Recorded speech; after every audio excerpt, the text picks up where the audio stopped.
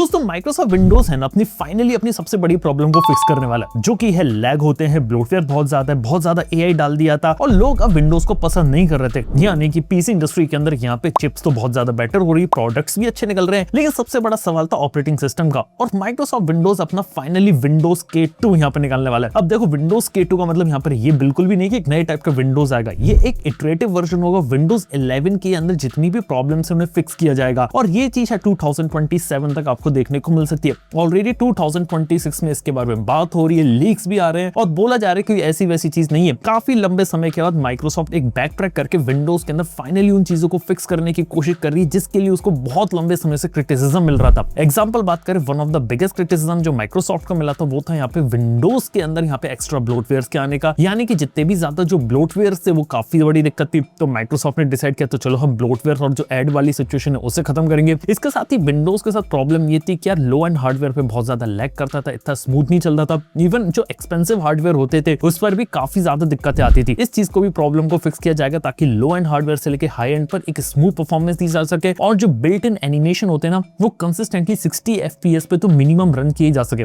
और अगर high refresh rate monitor अगर आप यूज कर रहे हो तो 60 FPS के ऊपर भी एनिमेशन यहाँ पर देखने को मिले। इसके साथ ही फाइल एक्सप्लोरर को भी रीडिजाइन किया जाएगा, उसकी सर्च को बेटर किया जाएगा ताकि कोई पर्टिकुलर फाइल ढूंढनी है तो वो भी ढूंढना आसान हो। इसके साथ ही यूनिवर्सल सर्च को भी बेटर किया जाएगा ताकि पीसी के अंदर जो इन्फॉर्मेशन उसे एक्सट्रैक्ट किया जा सके, बजाय कि जो वेब रिजल्ट होते हैं ना वो यहाँ पे दिखाए जा सके। इसके साथ ही स्टार्ट मेन्यू जो रहता है उसको भी रिवैम्प और रीडिजाइन करने का प्लान किया जा रहा है, जिसके अंदर उसको जो क्लटर बना चाह रखा है ना उसने, कुछ चीजें पुराने विंडोज 10 की है, कुछ चीजें विंडोज 11 की है, पुराने विंडोज 8 की भी याद दिला देता है। सारी चीजों की जो खिचड़ी जैसी बन गई थी ना उसको यहाँ पे थोड़ा सा क्लीन करने का प्लान है। और हाँ, ऐसा माइक्रोसॉफ्ट इंटरनली यहाँ पर काम भी कर रही है ताकि विंडोज को और ज्यादा बेटर यहाँ पे बनाया जा सके। इसके साथ ही विंडोज के अंदर जो को पायलट रहता है उसका भी जो इंटीग्रेशन बहुत ज्यादा हो गया तो उससे भी कम करने का प्लान है। अगर हम लोग बात करें तो विंडोज को पायलट को हर जगह इंटीग्रेट कर दिया क्योंकि एआई का जमाना आया था और हर जगह आर्टिफिशियल इंटेलिजेंस को यहाँ पे इंटीग्रेट इधर करना था, जिसका मतलब इधर ये कि यहाँ पे जो आर्टिफिशियल इंटेलिजेंस है इसका कहने का मतलब ये था कि हर जगह एआई डाल दो जहाँ पे इसकी जरूरत भी नहीं है और इस वजह से कई सारे लोगों को यहाँ पर दिक्कतों का सामना करना पड़ रहा था। लेकिन सच बात यह कि आर्टिफिशियल इंटेलिजेंस का यूज वहां करो जहाँ पे एक्चुअली में जरूरत है, जिस वजह से एआई का यूज अगर वहां किया जाएगा जहाँ आर्टिफिशियल इंटेलिजेंस यूज की जा रही है तो हम यहाँ पे काफी अच्छे तरीके से यहाँ पे काम कर सकते हैं। इसके साथ अगर हम लोग बात करें तो यहाँ पे ये भी प्लान किया जा रहा है कि किस तरीके से लैपटॉप वगैरह जो रहते हैं उसमें बेटर बैटरी बैकअप भी निकाला जा सके और साथ ही साथ यहाँ पे गेमिंग को भी इंप्रूव करने का प्लान है। देखो विंडोज काफी अच्छे लंबे समय से गेमिंग यहाँ पे कर रहा था, लेकिन प्रॉब्लम ये थी पिछले कुछ समय से मैक ओएस भी आगे निकलने लग गया गेमिंग के अंदर और स्टीम ओएस भी आगे निकलने लग गया।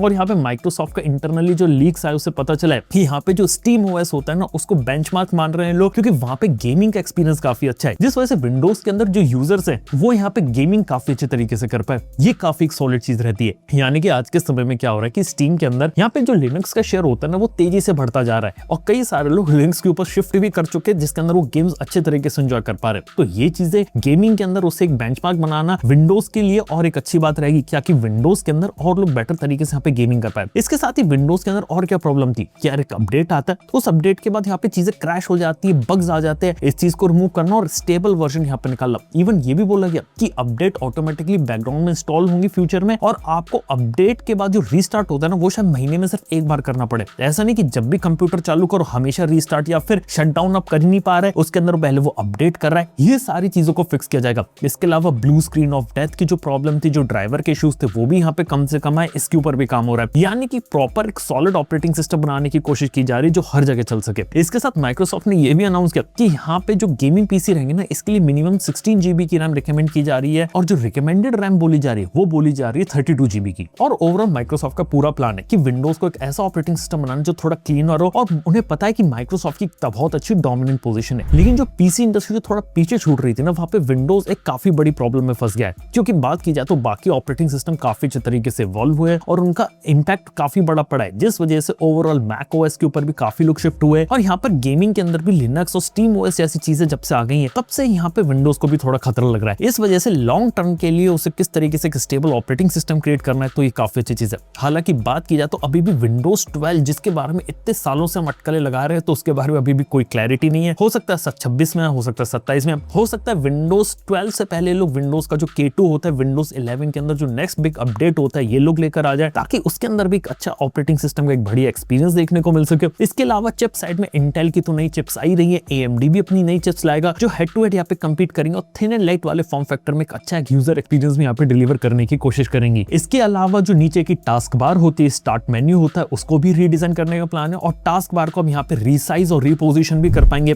फाइनली ये चीजें अजीब से डिसीजन लिए थे माइक्रोसॉफ्ट ने यूआई यूएक्स के, वो चीजें यहाँ पे कम कर रहा है और जो फालतू के जो आपको बार बार नोटिफिकेशन देता था को पायलट के या फिर दूसरे अलग अलग माइक्रोसॉफ्ट मैसेज या अलग अलग माइक्रोसॉफ्ट की एप्लीकेशन के अलग अलग न्यूज आपको जो विजिट्स में देखने को मिलती थी ना, उनको भी यहाँ पे, ताकि जो बैकग्राउंड के जो रिसोर्सेज होते हैं ना वो कम से कम खाएं। और हाँ, ऑब्वियसली अगर आप उसको लाइट यूज करेंगे, आइडल रखेंगे विंडोज लैपटॉप को, तो वहां पे बैटरी ड्रेन भी कम से कम हो, ये एक अच्छी चीज है। और ऑब्वियसली अगर गेमिंग और हाई परफॉर्मेंस को ध्यान में रख के बनाया जाएगा तो चीजें काफी अच्छी हैं। और डेफिनेटली मैं तो ये भी एक्सपेक्ट करूंगा कि यहाँ पे आर्टिफिशियल इंटेलिजेंस को इंटीग्रेट करे, लेकिन वहां इंटीग्रेट करे जहां जरूरत है और ज्यादा से ज्यादा चीजें प्राइवेसी के ऊपर फोकस करे, ताकि डिवाइस के अंदर ही चीजें प्रोसेस हो। क्योंकि लैपटॉप के कंप्यूटर के अंदर हम काफी ज्यादा सेंसिटिव इंफॉर्मेशन रखते हैं और मैं ये नहीं चाहता कि इतनी इंफॉर्मेशन क्लाउड में माइक्रोसॉफ्ट के सर्वर पे स्टोर हो, तो वो चीजों को भी यहाँ पे थोड़ा सा ध्यान रखने की जरूरत है। इसके अलावा जो माइक्रोसॉफ्ट होता है ना, वो इंटरनल टीम को ऐसे रिस्ट्रक्चर कर रहा है ताकि विंडोज के अंदर भी जाए और एक अच्छे तरीके से कोलैबोरेट करके विंडोज को दोबारा से बना सके। और इस बार स्पेशली यहाँ पे क्वालिटी एश्योरेंस की स्पेशल टीम को भी बनाया जा रहा है, ताकि स्पेशली जो क्वालिटी प्रोडक्ट होता है, जितना क्रिटिसिज्म विंडोज को मिला था ना, उस चीज को यहाँ पे फिक्स किया जा सके। देखा तो काफी एक अच्छी चीज है। अब माइक्रोसॉफ्ट ने वो चीजें यहाँ पे क्रैक कर रही है जिसके लिए यहाँ पे उसे काफी ज्यादा क्रिटिसिज्म मिला था और ये चीज पॉजिटिव फीडबैक देती किसी भी कंपनी के लिए। यानी कि अगर आप काफी लंबे समय से प्रोडक्ट निकाल रहे हो, अगर वो सब स्टैंडर्ड है और उसे अगर आप यहाँ पे कॉल आउट करते हो ना, तो यहाँ पे क्या रहता है, कंपनी से ऐसा फीडबैक यहाँ पर ले और उस चीज को यहाँ पे आने वाले समय में बेटर करे, ताकि एट द एंड क्या हो कि जो कंज्यूमर, जो यूजर्स होते हैं ना, उन्हें यहाँ पर एक बेटर प्रोडक्ट यहाँ पर देखने को मिले। तो ये चीज रहेगी। और मैं ये भी चाहूंगा कि यार पिछले कुछ समय से जो विंडोज होता है ना, वो थोड़ा सा यहाँ पे पीछे निकल गया था। मैक ओएस अपने एप्पल सिलिकॉन और फ्लूइडिटी कारण काफी आगे निकला था। इवन कुछ लोगों को क्रोम ओएस भी पसंद आ रहा था, गेमिंग में स्टीम ओएस था और लिनक्स ने भी पिछले कुछ समय में काफी अच्छी तरीके से अपनी ग्रोथ कर रहा था। यानी कि जो सेमी प्रोफेशनल यूजर्स होते हैं ना, वो कुछ भी लिनक्स बीच में ट्राई करने लगे थे। तो यार ये काफी अच्छा सिग्नल है, ताकि मास मार्केट उनका लूज ना हो और काफी अच्छे तरीके से अपनी डोमिनेंट पोजीशन जो विंडोज की है वो ऑलरेडी मेंटेन और लंबे समय तक कंटिन्यू रहे। यार ये काफी अच्छी चीज है। यार ये चीज है ना, माइक्रोसॉफ्ट को थोड़े टाइम पहले कर लेनी चाहिए थी। हालांकि देखते कि आने वाले समय में विंडोज के अंदर ये जो स्पेशली जो K2 आने वाला है ना, वहां पे माइक्रोसॉफ्ट यहाँ पर क्या करता है और नई चीजें और किस तरीके से इसको पहले वाले वर्जन से बेटर बनाता है, ये काफी अच्छा पॉजिटिव सिग्नल मिल रहा है यहाँ पे माइक्रोसॉफ्ट विंडोज की तरफ से। बाकी इसके बारे में शायद 2026 के एंड और 27 में हम और अच्छे तरीके से बात करेंगे। जैसे ऐसे जो इन्फॉर्मेशन आती रहेगी सारी हम आपको टाइम टू टाइम यहाँ पे पहुंचाते रहेंगे। तो उसके लिए आप यहाँ पे चैनल को सब्सक्राइब कर सकते हैं। थैंक यू बने रहने के लिए। मैं आप सुनता हूँ नेक्स्ट वीडियो के अंदर। Good bye.